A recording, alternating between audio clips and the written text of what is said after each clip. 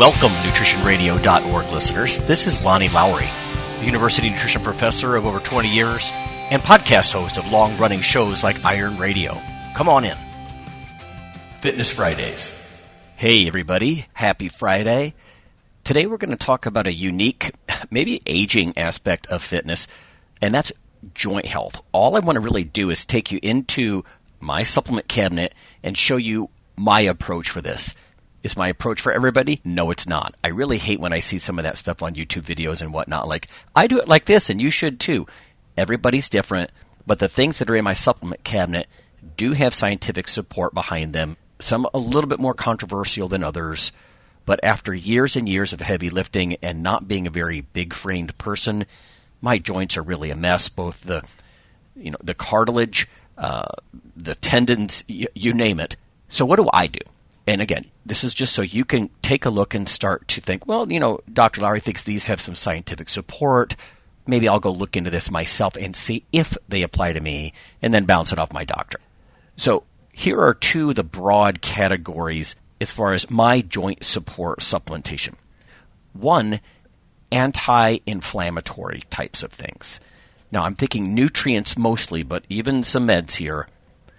First, fish oils. I'm a fan of what most people consider high-dose fish oils. I've seen plenty of material over the years, published work, a lot of it, that it's anti-inflammatory. In some ways, omega-3 fats act like, nutritional aspirin in that they supply a different substrate for an enzyme that could lead to an inflammatory marker. It's called PGE2, prostaglandin E2. But anyway, fish oils, you got to look at the active dose of EPA plus DHA. I don't really care so much about the other fats that are in there. I want 2 to 3 grams, 2 to 3,000 milligrams of combined EPA plus DHA. That's really a lot, but in my case, that seems to help a bit. I've inherited some serious osteoarthritis from my mom, plus what I've done to myself. That's kind of the first line of defense. So fish oils, 2 to 3 grams of EPA plus DHA. What else here? Curcumin. So turmeric extract, right? I like curcumin phytosome or bioperin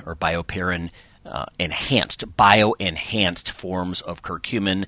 I tend to go to the Now company. I've just used those guys for many years. In fact, one of the things I want to talk about coming up in a Trends in Science is this big umbrella review, this giant meta-analysis on what curcumin might do to body fat. But in this case, we're looking at the inflammatory portion. There's actually a link to both joint health and body fat, as it turns out. But these absorption-enhanced forms, I go for 400 milligrams of a product called CurcuBrain. It's got Longvita optimized absorption enhancement, just sort of a patented lipid complex that can help you get more of it into your system. And by the way, I should point out, I don't work with the Now company. I don't get any commissions. I'm just offering something that I have looked at. I've gotten increasingly curious over the years. It's honestly sort of hard to tell if one of these nutrients or even meds works completely by itself or with others, because I'm kind of stacking these things in a way to just try to get some kind of joint relief so I can lift. Lastly, is the pharmaceutical approach aspirin or ibuprofen? I prefer aspirin. It's almost like nature has figured it out, right? Willow bark, aspirin kind of thing.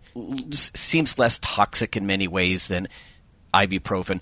I'm not going to touch Tylenol. It's not anti-inflammatory in any case, and it's hepato and renal toxic, so I don't really want to go there. But aspirin or ibuprofen, although I typically don't do that on the days that I'm also taking that 2 to 3 grams of fish oils and the curcumin, or even the vitamin E. I feel like too many of these things could be antithrombotic and lead to what most people would call blood thinning. I don't want to have any kind of microbleeds or anything like that. Although, to be fair, I am willing to risk a little bit of gastric bleeding, right, because aspirin will tend to do that. But that's the anti-inflammatory part of the supplement cabinet. What about the building blocks? The building blocks, I have 4 things on this list. The first is glucosamine, chondroitin, plus MSM. This is a combination that typically comes together. It's about 1.2 grams of each glucosamine and chondroitin with 300 milligrams of MSM. The literature I've read suggests it doesn't work for everyone, but in my case, I just like the idea that I'm supplying some of those building blocks.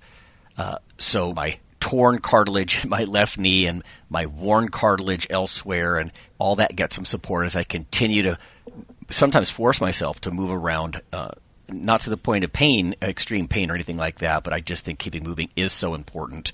I think the literature is going to back that up.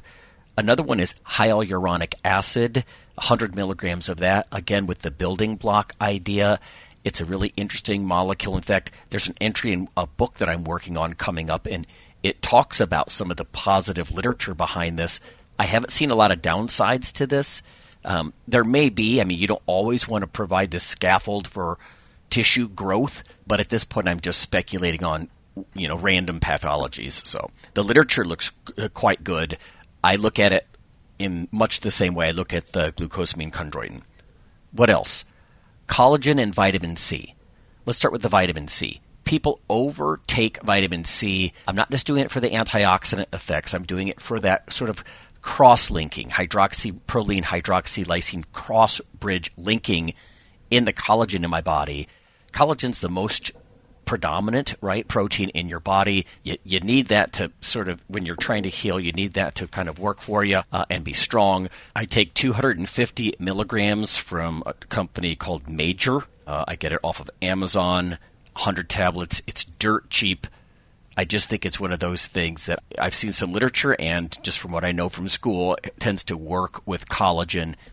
I'm down with that, especially like I'll put some in a collagen protein drink, if you will, like a juicy, watery drink I'll take to the gym or sip it pre, mid, post-workout kind of thing to kind of get with the exercise all working together to provide collagen building blocks with the vitamin C.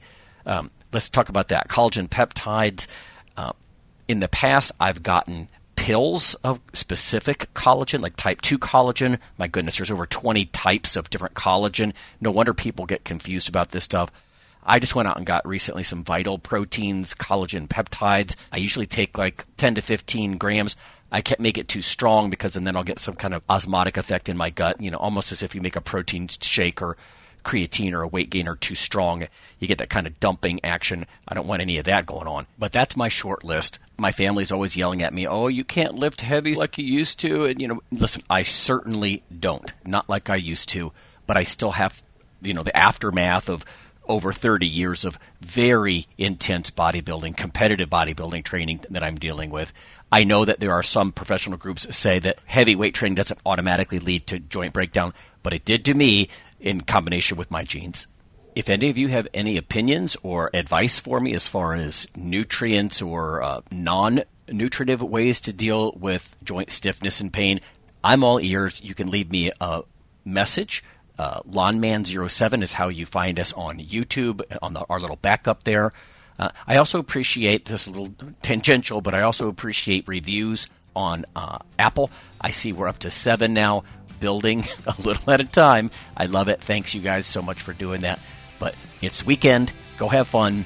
We'll see you next time. The NutritionRadio.org podcast is for informational purposes only. If you're interested in starting a diet or exercise program, check with your physician, nutritionist, or qualified exercise physiologist in order to make the progress that you need.